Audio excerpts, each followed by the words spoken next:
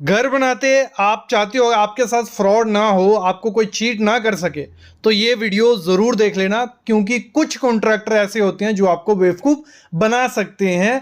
सारे कॉन्ट्रैक्टर को नहीं बोल रहा हूं, सबको बुरा मानने की जरूरत नहीं है। कुछ 8 बातें ध्यान रखना, भले इंटीरियर का काम करवा रहे हो, भले आप कंस्ट्रक्शन करवा रहे हो घर की। सबसे पहली चीज क्या होती है, जब भी हम किसी को सीलिंग बनाने देते हैं, अपनी फॉल सीलिंग वार्डरोब बनाने देते हैं, स्लैब हमारा घर की कंस्ट्रक्शन हो रही है, टाइल हो रही है, तो उसकी मेजरमेंट की जाती है। रेट हम क्या देखते हैं, हम सबसे ज़्यादा कभी किसी ठेकेदार को काम देते हैं तो हम पता करते हैं कि मार्केट में ये रेट चल रहा है, तो हम उस रेट में उसको काम दे देते हैं। वो उस रेट से 1 रुपया कम या उसी रेट में काम ले लेते हैं। लेकिन जब मेजरमेंट करता है उस चीज़ की, भले वो पीओपी सीलिंग की है, भले वो वार्डरोब की, भले टाइल लगाने की, भले छत को मेजर कर रहा है, तो उसमें आपको बेवकूफ़ बना देते हैं वो लोग। तो उसमें अगर 10 स्क्वायर फुट 100 स्क्वायर फुट या 100 स्क्वायर मीटर ज़्यादा कर देंगे तो रेट वही लगाएंगे, लेकिन क्वांटिटी ज़्यादा होगी तो आपके पैसे जाने वाले हैं। और एक मैं क्यों बता रहा हूँ, एक क्लाइंट था मेरा, ठीक है, उसने मेजरमेंट सब कुछ करा दिया, सब पैसे भी दे दिए, उसको 3 से 4 लाख रुपए का घाटा हुआ था घर बनाने में। कैसे? मेजरमेंट के चक्कर में। क्योंकि बाद में जब हमारे पास ड्राइंग आई, हमने बिल बनाया, तो उससे 3 से 4 लाख रुपए एक्स्ट्रा ले लिया था किसने? कॉन्ट्रैक्टर में। कैसे? मेजरमेंट में। मेजरमेंट उसने कुछ और दिखाई, रेट वही, रेट कम दिखाया, जो मार्केट में चल रहा है उससे कम रेट में उसको दे दिया। ये बहुत बड़ी चीज़ होती है। हमेशा मेजरमेंट करना आपको आनी चाहिए, भले सीलिंग है, टाइल है, वार्डरोब है, स्लैब है। नहीं आती है कमेंट करो। क्या होती है, जब हम मॉड्यूलर किचन अपनी बनाते हैं, हमें क्या चाहिए होता है, हमारी मॉड्यूलर किचन एकदम बढ़िया सी दिखनी चाहिए। पिंटरेस्ट पे फोटो देखते हैं, यूट्यूब पे देखते हैं, वहाँ हमें एक चमकती हुई चीज़ दिखती है, वो है एक्रेलिक शीट की।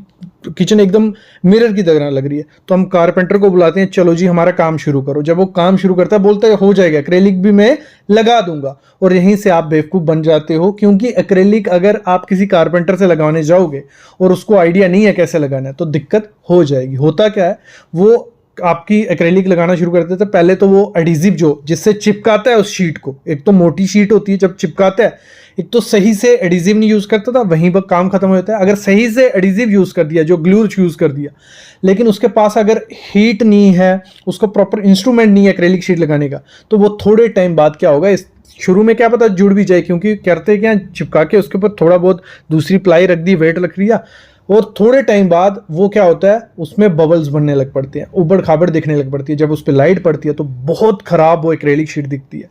तो हमेशा जब भी एक्रेलिक शीट अपनी मॉड्यूलर किचन में लगानी है, मैं तो रिकमेंड करता हूँ कि फैक्ट्री से ही लगवाओ, फैक्ट्री में ही चिपकाओ, क्योंकि प्रॉपर कंप्रेस किया जाता है, हीट दी जाती है, और तभी जो एक्रेलिक शीट होती है वो सही से चिपकती है। जब हम घर पर चिपकाने की कोशिश करते हैं, एक तो फिनिशिंग भी नहीं आती और दिक्कत हो जाती है। तो घर पर मैं बोलता हूँ लैमिनेट लगाओ, पीवीसी लैमिनेट लगा दो, या तो पीयू करवाओ, ड्यूको करवाओ, बेस्ट चीज़ है। एक्रेलिक मत लगाओ, लगवानी है तो सही तरीके से लगाओ, नहीं तो दिक्कत आ जाएगी। अगली चीज़ क्या होती है, हम शुरू में नया घर बनाते हैं, हमें आइडिया नहीं होता, हम पीओपी पुट्टी करवा देते हैं, पेंट करवा दिया, फिर हमें पता चलता है कि पीओपी पंडिंग भी कुछ चीज़ है। पीओपी पंडिंग क्या होगी, जैसे पुट्टी क्या होगी हमारी, 2 कोट 3 कोट पुट्टी मारा, प्लास्टर हुआ, पुट्टी मारा, प्राइमर मारा, पेंट हो गया हमारा काम। उसमें क्या होता है, हमारा जो प्लास्टर होता है ऊपर उबड़ खाबड़ होता है, जितना महंगा पेंट भी करवा लोगे तो हमारी क्या होती है, अंडुलेशन दिखती है, मतलब उबड़ खाबड़ जगह दिखती है, लाइट जब ऑन होती है तो बढ़िया नहीं लगती। अगर आपको इंटीरियर लग्जरियस चाहिए तो पीओपी पंडिंग से बेस्ट चीज़ नहीं है। लेकिन जब भी हम पीओपी पंडिंग करवाते हैं, नई दीवारें हैं तो डायरेक्ट लगा दो, कोई दिक्कत नहीं है। लेकिन अगर आपको क्या करना है, अपने पुट्टी पे करवानी है, तो पहले तो उसकी हाकिंग करवा लो। पूरा हाकिंग क्या होगी, टाचा मरवा लो, मतलब ऐसे ऐसे खड्डे से डलवा लो। खड्डे डलवा दिए, उसके बाद क्या करते हैं ठेकेदार, डायरेक्ट पीओपी पंडिंग कर देते हैं। आपको ऐसा नहीं करना है। आपको जब खड्डे कर दिए, उसके बाद एसबीआई लेटेक्स स्लरी लगानी है, मतलब लेटेक्स किसी भी कंपनी का ले लो, फर्स्ट रॉक का, डॉक्टर फिक्सिड का, वो एक लेयर मारोगे तो फिर उसके ऊपर पीओपी पंडिंग जो की जाएगी वो अच्छे से चिपकी रहेगी, इतनी जल्दी निकलती नहीं है और पपड़ी नहीं बनती है। जहाँ तो एक प्राइमर भी आता है, ठीक है, जो स्पेशल किसके लिए होता है, पीओपी पंडिंग के लिए, वो रहता है पॉलीविनाइल एसीटेट बेस्ड प्राइमर रहता है। प्राइमर बोलोगे पीओपी पंडिंग के लिए, वो अलग से दे देगा। पहले वो प्राइमर मारना है, केमिकल मारना है, उसके ऊपर पीओपी पंडिंग करनी है। और हमेशा याद रखना, पीओपी भी अच्छी क्वालिटी की लगाना, लोकल ब्रांड की पीओपी देख ठेके पे दे दोगे तो वो तो लगा देगा, तो वो क्या होती है, थोड़े टाइम बाद येलोइश हो जाती है, सिलन भी आ जाती है उसमें, और पपड़ी बन के निकल भी जाती है। हमें अच्छी कंपनी की, जेके की होगी, बिरला की होगी, ये अच्छी कंपनी है, इनकी उसके ऊपर लगानी है। और हमेशा याद रखना, जो आप पीओपी लोगे, आजकल पॉलीवर मॉडिफाइड आ गया, उसमें छोटे छोटे पॉलीमर डाले गए होते हैं, उससे क्या होता है क्रैक्स नहीं होते और अच्छे से बॉन्ड उसकी बनती है। तो पॉलीमर मॉडिफाइड लेना, और जब भी पीओपी पंडिंग करवाओगे तो 10 से 12 दिन रुक लेना, उसके ऊपर डायरेक्ट पेंट मत कर देना, उसको सूखने देना 10 से 12 दिन, मैं बोलता हूँ 15 दिन ही सूखने दो, उसके ऊपर पेंट करोगे फिर अच्छे से लुक निकल के आएगी, नहीं तो दिक्कत आने वाली है। अगली चीज़ क्या होती है, जब भी हम टाइल लगवाती हैं अपनी बाथरूम में, अपने रूम में, कहीं भी टाइल लगवा रहे हैं, कुछ ठेकेदार क्या करते हैं, या तो सीमेंट ग्राउट होती है, जो सीमेंट ग्राउट होती है, ग्राउट ही है, वो भर देते हैं। होता क्या, उसमें स्टेन, दाग धब्बे आ जाते हैं, क्रैक भी आ जाते हैं और फंगस लग जाती है अगर बाथरूम में या किचन में या रूम में। बेकार है, वाइट सीमेंट भी मत भरो। वाइट सीमेंट तो लोग नहीं भरते हैं आजकल, सीमेंट ग्राउट डाल देते हैं, वो भी नहीं डालनी है आपको। डालनी कौन सी है, इपॉक्सी ग्राउट। इपॉक्सी ग्राउट क्या होगी, सिंपल ग्राउट है, आप उसको कहीं भी यूज करो। आपकी दीवार की टाइल है, फ्लोरिंग की टाइल है, वहां जो टाइल जब मतलब फिल करना है ना गैप, उसमें इपॉक्सी डालनी है, वो बेस्ट होती है ना, उसमें क्रैक आते हैं ना, स्टेन होती है ना, फंगस लगती है, और उसकी लाइफ भी बहुत ज़्यादा अच्छी है। थोड़ी कॉस्टली रहती है, तो अपने ठेकेदार को बोलना मेरे में लगानी है इपॉक्सी, माइक लेटीग्रीड की लगाओ, रॉफ कंपनी की लगाओ, जो भी आपके एरिया में उस कंपनी की लगाओ, लेकिन लगानी इपॉक्सी है। अगली चीज़ क्या होती है, जब भी हम प्लास्टर करवाते हैं, प्लास्टर में बहुत धांधली की जाती है। जब प्लास्टर अच्छा नहीं होगा, उस पर टुट्टी या पीओपी अच्छी नहीं होगी, पेंट अच्छा नहीं होगा, पपड़ी मतलब दिखेगा खराब। तो प्लास्टर में हमेशा हम ठेकेदार पे भरोसा कर देते हैं, वो बोलता है, हमारे एग्रीमेंट पे लिख देता है कि 1:6 का माल बनाऊंगा, 1:5 का, इसमें ये सीमेंट लगाऊंगा, इसमें वो। लेकिन दिक्कत आ जाती है। आपको करना क्या, अगर चाहते हो सब कुछ अच्छा रहे, दीवारें ऐसे पड़ी हैं आपकी, दीवारों पे सबसे पहले लगाओ SBR लेटेक्स, मतलब केमिकल आता है, डॉक्टर फिक्सिड का आपके एरिया में मिल जाता है, लगा दो, फोसरो का मिल जाता है, लगा दो, किसी भी कंपनी का SBR लेटेक्स करके बोलोगे तो काफ़ी केमिकल आ जाएंगे मार्केट में। उसको पहले क्या करना है, नीरू, पता ना नीरू दीवार पर डालते हैं, वो आपको अप्लाई करना है, उसके ऊपर प्लास्टर डालना है, और जो प्लास्टर आपको लगाना है वो बनाना है 1:5 का, उसमें डालना है। आजकल फाइबर आ गया मार्केट में, हर जगह से मिल जाएगा, कुछ ऐसा फाइबर रहता है, सामने आप जो देख रहे हैं छोटे छोटे रेशे रहते हैं, इस फाइबर को उस प्लास्टर में मिक्स करना है, साथ में डाल देना है प्लास्टर मास्टर, डॉक्टर फिक्सिड का आता है, ठीक है। ये तीनों चीज़ें मिक्स की, उस प्लास्टर को लगाओ दीवार पे, एकदम ना क्रैक आएंगे, ना सीलन आएगी, ना वो प्लास्टर निकलेगा, पेंट पुट्टी जब सब कुछ बेस्ट होगा उस पर। तो इस तरीके से करना, नहीं तो दिक्कत आने वाली है। और इस समय टेक्नोलॉजी है, 2025 है, नई टेक्नोलॉजी है, रेडीमेड प्लास्टर आता है, सस्ता पड़ता है, नॉर्मल प्लास्टर से रेडीमेड मिक्स प्लास्टर सस्ता पड़ता है, वो लगाते हो तो उसमें सैंड भी अच्छी होती है, सीमेंट भी प्रॉपर है, तो वो बेस्ट रहता है मेरे ख्याल में। तो उसको लगाओ, रेडीमेड प्लास्टर आजकल मिल गया है। और यहीं से एक ठेकेदार थोड़ा आपको बेवकूफ़ बना सकते हैं, बोलते हैं कि एग्रीमेंट पे लिखा होता है 15 mm प्लास्टर हम करेंगे, और वो कर कितना देते हैं, 8 mm 10 mm प्लास्टर जब करते हैं, उनका सीमेंट बच रहा है, लेबर बच रही है, सैंड बच रही है, और आपका जा रहा है क्या, उसमें आपके घर में सीलन आएगी, वो पपड़ी बन के निकल भी जाता है। तो 15 mm, 12 से 15 mm थिकनेस रखो प्लास्टर की। अगली चीज़ क्या होता है, जब हम फॉल सीलिंग करवाती हैं, जिप्सम की फॉल सीलिंग, मोस्टली हर जगह नहीं होता है, कुछ कॉन्ट्रैक्टर होते हैं मेरी तरह, क्या करते हैं, 12 mm का बोर्ड होता है स्टैंडर्ड, 12 mm से कम बोर्ड हम जिप्सम का बोर्ड यूज़ करेंगे तो हमारी जो फॉल सीलिंग शुरू में अच्छी होगी, कुछ नहीं होगा, पीओपी भी अच्छे से होगी, लेकिन थोड़े टाइम बाद बैंड आ जाता है। जो 12 mm से कम की जिप्सम बोर्ड होता है 9.5 का, तो वो यूज़ कर देते हैं, उसमें थोड़े बहुत पैसे उनके बच जाते हैं, और आपका क्या हो जाता है, कचरा, वहाँ से क्रैक्स आ जाते हैं, दिक्कतें आने लग पड़ती हैं। तो सही से चेक कर लो, 12 mm का लगाना है, और अच्छी फॉस्फोर के जीपी रॉक, जहाँ कोई भी अच्छी कंपनी है उसका जिप्सम बोर्ड लगाना जब भी फॉल सीलिंग करवाओ। जब पेंट करवाते हैं तो ये एक चीज़ हो जाती है, हम क्या बोलते हैं, वो बोलता है कि आपको हम एशियन का देंगे, रॉयल देंगे, जो भी आपको पेंट लगाना लगा के, वो बोलता है, बॉक्स भी ले आता है, डब्बा आपके सामने लग देता है कि हम ले आए हैं।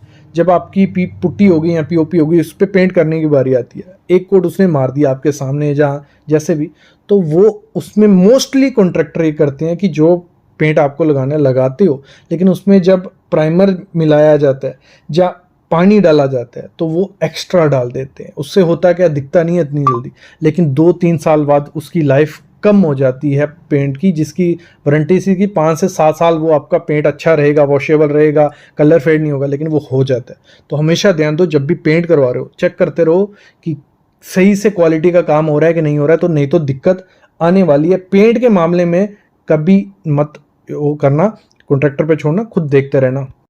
देखिए, जब भी हम क्या करते हैं, बिजली का काम देते हैं, इलेक्ट्रिक वर्क हम अपने घर का लगवाते हैं, जिसमें फॉल सीलिंग का काम, आपकी किचन की लाइट, बाथरूम की, हर जगह की लाइट जो होती है, विद मटेरियल दे देते हैं किसी भी कॉन्ट्रैक्टर को, ठेकेदार को, कि मटेरियल भी तेरा, लेबर भी तेरी।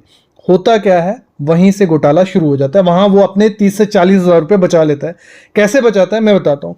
तरीका क्या होता है, जो हमारी इलेक्ट्रिसिटी कहीं से भी आ रही है, वहां मीटर लगा है, मीटर से एमसीबी में जाएगा और डायरेक्ट हमारे एसी में लाइन जा रही है, जहाँ टीवी में लाइन जा रही है, फैन में, बिजली में, तो डायरेक्ट वायर आनी चाहिए। लेकिन होता क्या है, कुछ कॉन्ट्रैक्टर क्या करते हैं, आपसे वादा कर देते हैं कि हम अच्छी क्वालिटी की वायर ले लेंगे, हैवेल्स की, पॉलीकैब की, किसी की भी, और 2-3 बंडल कम लाते हैं। जब वायर लगाते हैं, वो वायर में क्या करते हैं, वो जॉइंट दे देते हैं। वायर सेम लगा रहे हैं, जॉइंट दे देते हैं, और जब हम जॉइंट दे देते हैं किसी वायर में, तो वहां से शॉर्ट सर्किट होने की चांसेस 100% हो जाते हैं। आज नहीं होंगे, 2-3 साल बाद, 10 साल बाद होंगे। अगर फॉल सीलिंग में है तो आग लगने वाली है, आपकी किचन में है तो वहां भी आग लगेगी। तो कभी भी किसी ठेकेदार को काम दो, कॉन्ट्रैक्टर को काम दो, तो ये चीज जरूर चेक करना कि वायर में कहीं जॉइंट नहीं दे रहे। दूसरी चीज इसी में वो क्या कर देते हैं, जितने एमएम की वायर लगानी होती है, मतलब 1 स्क्वायर एमएम की वायर रहती है, जहाँ 1.5 की, 2 की, जहां जितनी लगनी चाहिए उतनी लगाओगे तो बढ़िया रहेगा, नहीं तो वहां भी शॉर्ट सर्किट हो जाता है। सामने टेबल आप देख रहे हो, इस तरीके से फॉलो कर लो कि 1 स्क्वायर एमएम से, मैं बोलता हूं कम एमएम की वायर इस समय घर में लगाओ ही मत, क्योंकि उसका तो इतना ज्यादा जरूरत नहीं है। टेम्पररी वर्क है, वहां लगा लो 0.5। 1 स्क्वायर एमएम से कम वायर आपको नहीं लगानी है, और ये थोड़ा आइडिया आपको लग जाएगा, मिनिमम इतने एमएम की वायर लगानी है। सामने चार्ट देख रहे हो। तीसरी चीज इसमें क्या करते हैं, तो हमेशा अगर आप सेफ्टी के साथ घर में काम करवाना चाहते हो तो FRLSH या HRFR, ये दोनों में से कोई भी वायर चूज कर लेना। ये इस पे लिखा रहता है, जो आपकी वायर आती है, भले वो पॉलीकैब की, हैवेल्स की, सिस्का की, किसी भी कंपनी की है, उस वायर पे लिखा होगा कि ये FRLSH है या HRFR।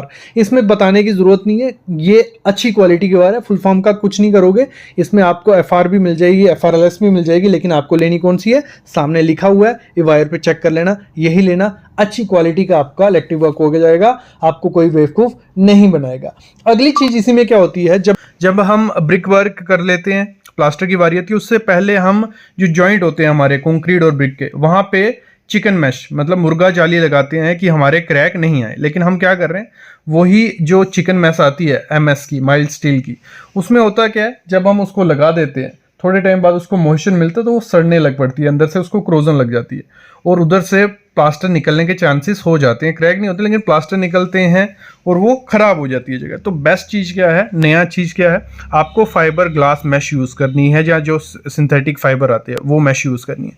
उससे होगा क्या, उससे जो आपका क्रोजन लगती है, रस्ट लगती है, वो नहीं लगेगी, और उसकी लाइफ जो होगी वो लॉन्ग हो जाएगी, ना पपड़ी बनेगी और ना क्रैक वो आएगा। तो ये नया मटेरियल है, नया नहीं है, काफ़ी सालों से है, लेकिन चिकन मैश मुर्गा जाली की जगह इसको लगाओ। थोड़ी महंगी ये रहती है लेकिन अच्छा परफॉर्म आपके लिए करेगी। अगली चीज़ क्या होती है, जब हम प्लास्टर करते हैं तो हम नॉर्मल मसाला बनाया, लगा दिया 1:5 या 6, गलत चीज़। आपको जब भी मसाला बनाना है, अगर आप चाहते हो उसमें क्रैक नहीं आए, पपड़ी नहीं बने, तो जब प्लास्टर का मसाला बनाना है उसमें डालना है सबसे पहले LW+ डालोगे तो मसाला स्मूथ बनेगा, वाटरप्रूफ हो जाएगा, क्रैक नहीं आएंगे। मतलब एक सीमेंट बैग में 200 ml डालता है, ज़्यादा खर्चा नहीं आता है। और दूसरी चीज़ प्लास्टर में क्या डालनी है, फाइबर। 3S रैक्रॉन फाइबर आता है, छोटा फाइबर डालना है, 3S, उससे बड़ा नहीं डालना है। वो एक बैग में 100 ग्राम डालना होता है, उससे आपके प्लास्टर में कभी क्रैक नहीं आएंगे, उसकी लाइफ डबल हो जाएगी। मैं बोलता हूँ बेस्ट चीज़ है अगर आप पूरे घर की कंस्ट्रक्शन में फाइबर डालते हो।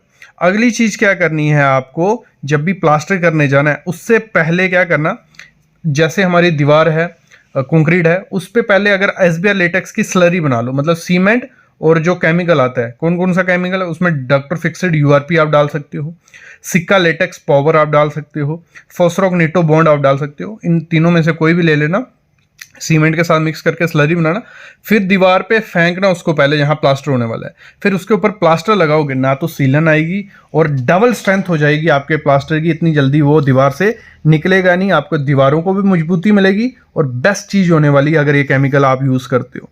अगली चीज़ क्या करना, जब भी जो हमारी सीलन, मैंने कहा कहाँ आती है, सबसे ज़्यादा आती है हमारी दीवारों के नीचे 1.5 फुट, 2 फुट, 3 फीट। आपके एरिया में अगर बहुत ज़्यादा सीलन रहती है और आप रिस्क नहीं लेना चाहते हो, तो मैं बोलता हूँ नीचे में जो आपको है वो आपको रेडी मिक्स प्लास्टर जो आता है, ये वाटरप्रूफ प्लास्टर होता है, मतलब सारा कुछ रेत, सीमेंट, वाटरप्रूफिंग केमिकल सब कुछ इसमें मिक्स होता है।